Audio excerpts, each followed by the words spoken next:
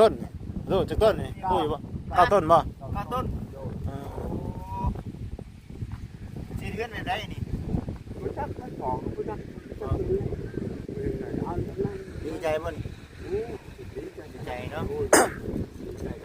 เท่าหลังเก่าด้วยใส่ในหลังเก่า ตู้ไผระวังนะลมมาสิประตูเอ้ยบัดนี้เนาะ เป็นยังไงน่ะคนนะ แล้วพอมันเป็นถ่ายบอลแซนนี่ชอนพอไม่ได้ ไหนไหนกันยืนไหนเนี่ย พอว่าชื่อชื่อ เอาได้ยี่ว่า บอลแซนว่าให้นั่งชื่อว่ะ นี่เลยบ่ สาธิตมาดู เล่เป็นบ่เล่เยอะที่เนาะมาเป็นยังบ่เคยจริงๆเลย ไม่เคยด่าบอลแซนว่านั่งชื่อว่ะพอคือว่าผู้ชมเลยเขาโทรนำเหมือนกัน ผู้เฒ่าเนาะผู้เฒ่าเคยได้ของน้ำ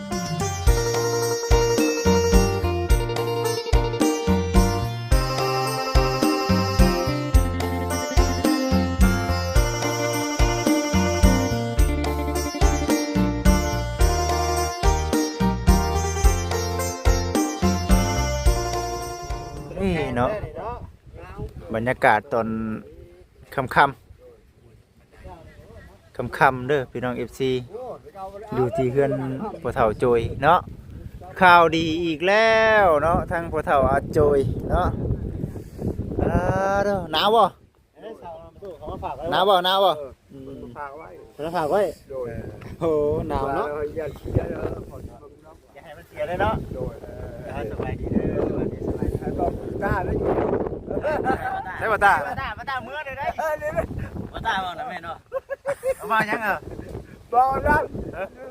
บอกรับนี่นู่นนะ มายัง ว่าหยังบัดนี้เอาลิงกีตาร์นะว่าหยัง บอกได้เหรอ บ่เจ็ด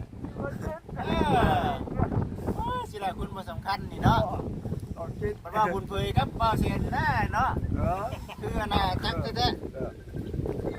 แล้วผมรับผมเลยเจ้ามาได้ผมนะ มาคือเก่า จะมามาจักเทื่อแล้ว เจ้าคอยบุตรเห็นจะซื้อคงมีตาบอดเนาะ บ่ ตาบอดไรตาบอดไร บ่คำมาจักเทื่อบ่คำ ไรชื่อแล้วหักพร้อมชื่อบ่หันตาบอดคือหน้ากัน เห็นหน้าเห็นตาเลยเนาะ ตาอะไรวะ ใช่แต่บ้านมาเบิ่งเสากันบ้านเป็นได้นี่หนาวเนาะ ลมโอกซ้ำนี่เนาะไม่กันบ่มีโดนเลยจากต้นดูจากต้นนี่ดูอยู่บ่เข้าต้นบ่ ข้าวต้นสีเดือนได้นี่ ผู้ชักของผู้ชักดีใจมันดีใจเนาะเท่าหลังเก่าด้วยใส่ในหลังเก่า พร้อมให้คนอยู่ เรื่องนั้นนี่ก็เห็นทักได้เนาะเข้ามาวันนี้ให้เนาะ แล้วมีแต่เสาบ่มามื้อนี้เสามีเสากับหยังแน่ปูน เสามีปูน โอ้ การมีมดแหละครับมันจะสั่งเงินแล้วแค่เพื่อนพอจะจับจะคิดอะไร โอ้ เอามื้อนี้เด้อมาโบกข่าวไล่น้องก็ น้องเบย น้องเว้ยมาบ่ได้ทางหมู่บ้านเพิ่นบ่ครับเด้อครับอันนี้ได้จังหวะมาโบกทางก่อนเนาะแต่พอมันก่อนคงว่าสิได้ลูกอยู่บ่ได้ดิ โกงก็ได้เนาะ ผิดหวังเนาะ เขาว่าเป็นต้องสั่งเขา สิว่าได้นี่บ่ซะเนาะประเด็นเบอร์จิตนี่เนาะผิดหวังจำเท่าบ่เนาะจะได้ลูกสองคนเนาะ บ่ได้เนาะ คนบ่ได้สั่งแล้วเนาะแล้วก็จบบ่ายมา เพิ่นก็อาจจะเป็นแบบว่าย่านป้องกันไว้หั่นแหละป้องกันไว้เนาะ แม่น เฮาก็ เพ บ่ ราะ จั ว่าก เพิ่นก็บ่ฮู้ที่ไปที่มาของทั้งน้องเพิ่น แม่นก็ให้ได้เพื่อสิฮู้ธรรมดา ล้ตัว ทั้งไก่ทั้ง เจ้าเคยฮู้เพิ่นมาก่อนบ่พ่อตุ เห็นการพูดมากชีใครชีเลย มาขายสิ มาชีแล้วก็มาเรื่อยใส่คนนี้ได้มาขอกินเขา โอ้น้องเขากินข้าว ให้เลยแล้วมันดื้อนะมันจะมาเลยแบบนี้ เออฮู้เนาะเคยฮู้จักแต่อยาก พ่ มา อก็คือน่าสงสารคือพ่อถูกก็คือว่าพ่อถูกหันแบบนี้แล้วเลยพ่อสงสาร ว่า เรานำกัน ว่าผิดเนาะผิดหวังเนาะเจ๊งบ่ใช่นะ แจ้งอยู่แจ้งอยู่ ว่าสิได้เจ้าพ่อใช่พ่อเจ้ามันมูแล้วสิมาผูกแขนคือว่า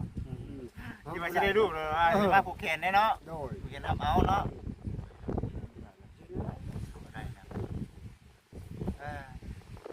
เอามีแต่คุณได้พังไปสันเนาะ โดย เพราะว่าทั้งบ้านเพิ่นบ่อนุญาตแน่โทรไปบอกทางบ่ล่ะเนาะให้ทั้งเขาให้เพิ่นมาเอาเพิ่นในเครื่องของ ยืนไม่พอว่าเพื่อนมัน เดือนไว้เดือนเลยจักต้นก็นับเบิ่งดูหาเก้าต้นบ่ เก้า นับเบิ่งดู อย่าขึ้นไหนโคลุ่มนะ สอง หก สามเก้า เก้าคนที่จองบ่ ประมาณ12ถึง20พอ เข้าได้สมัยก็มีเนาะก็บ่ได้บาทเนาะบ่ได้ดอกพี่บ่ได้บาทโอ้ย การแล้ว ดีใจน้ำพ่อตุเนาะ กลัวตาให้พอ ซ้ำเกิดใหม่เนาะ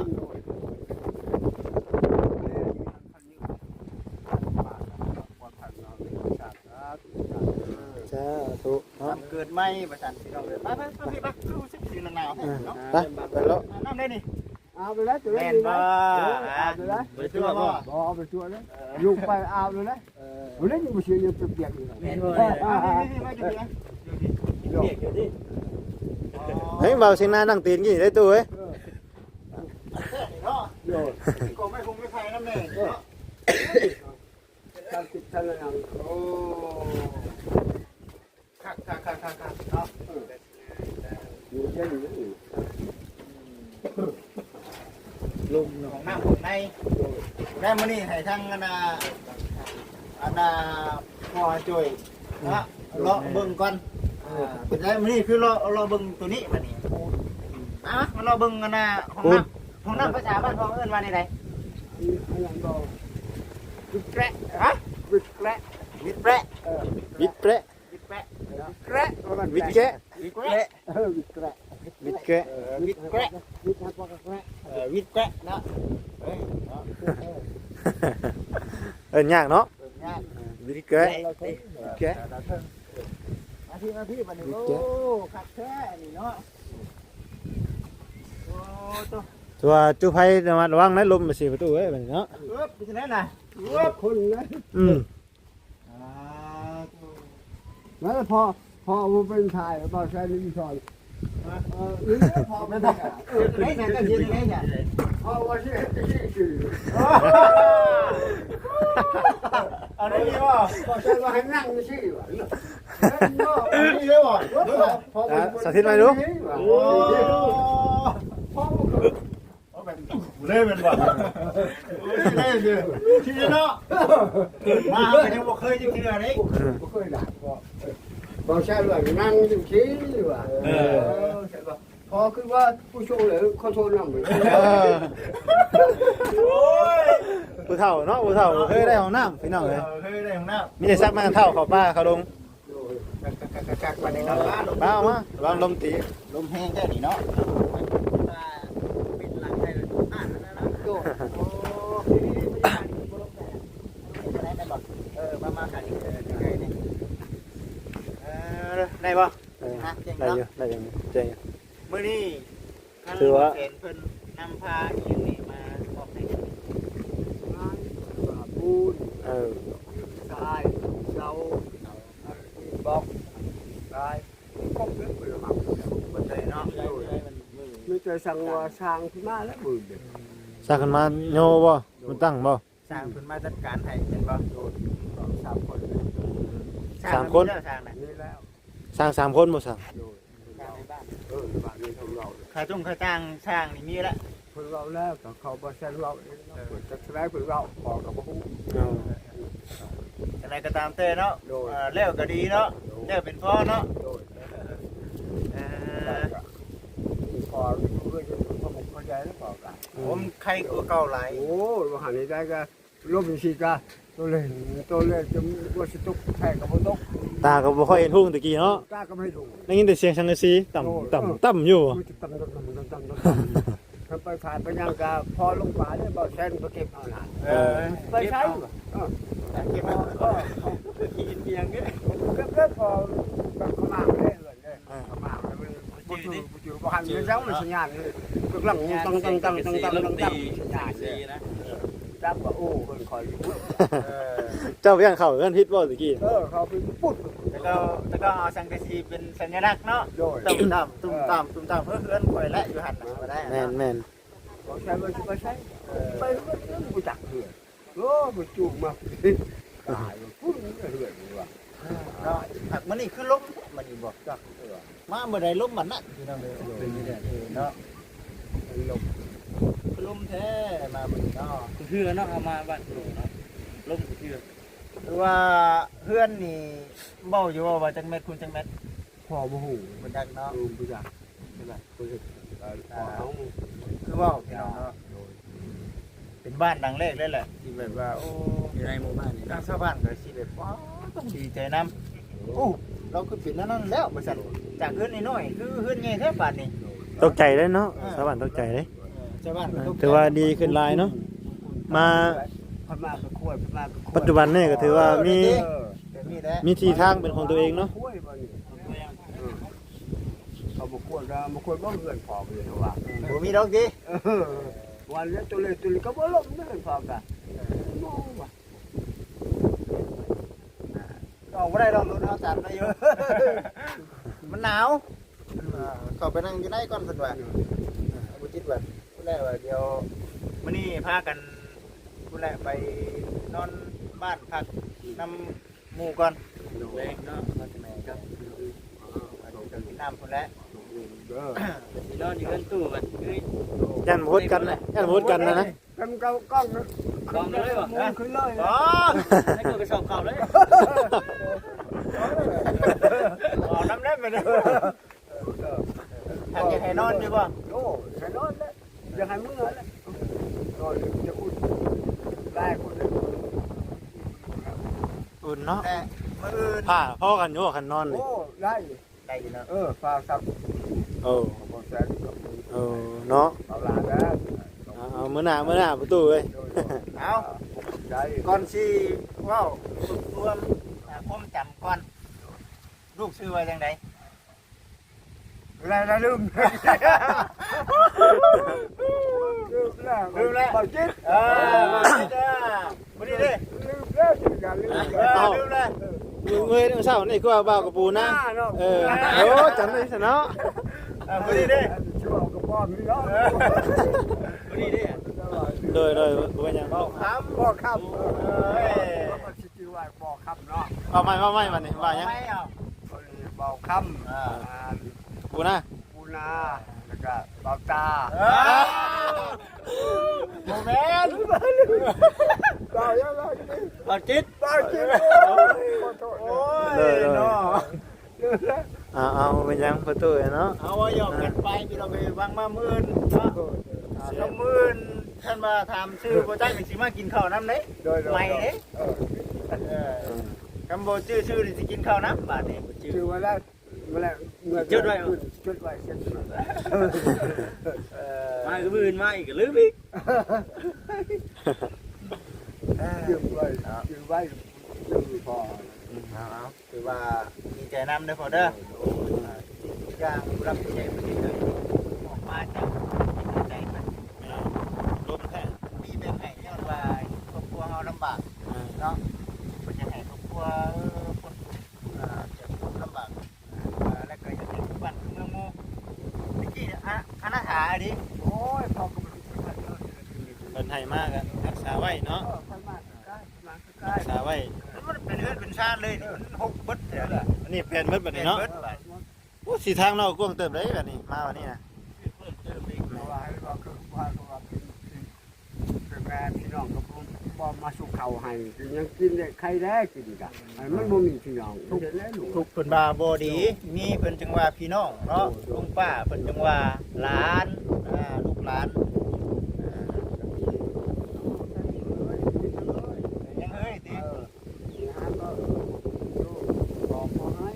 กันครับ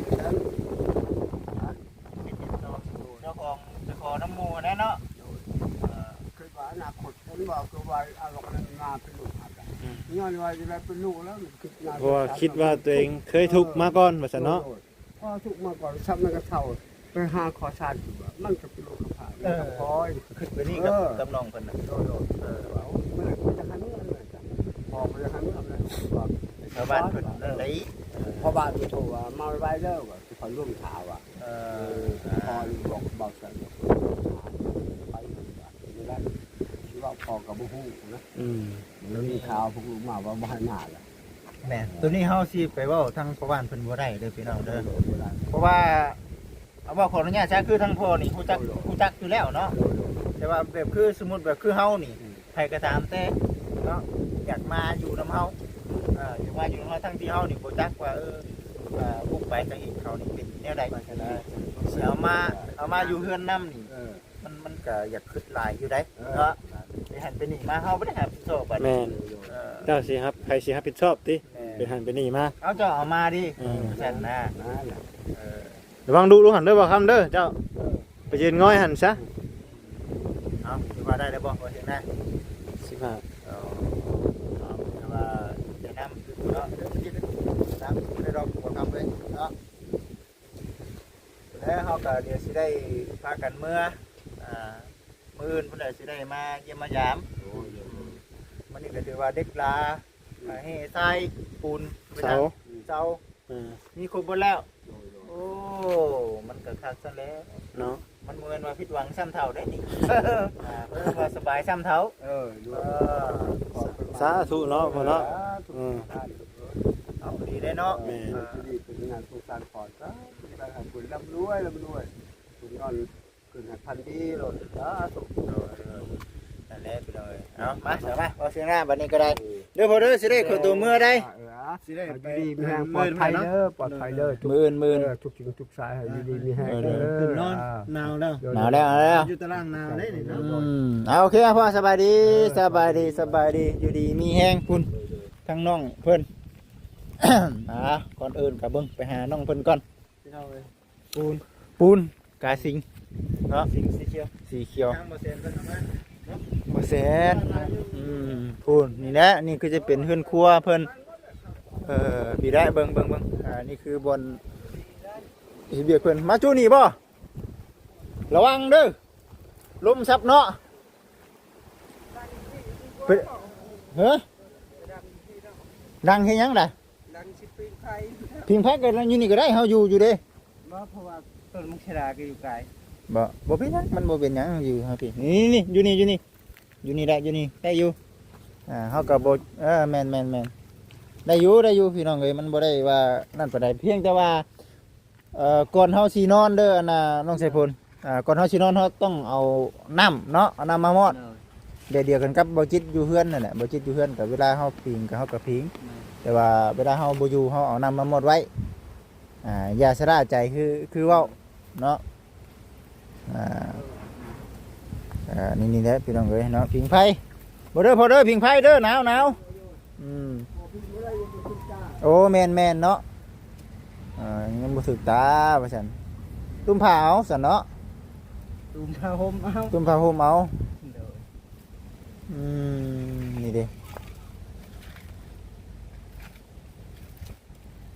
ถือว่า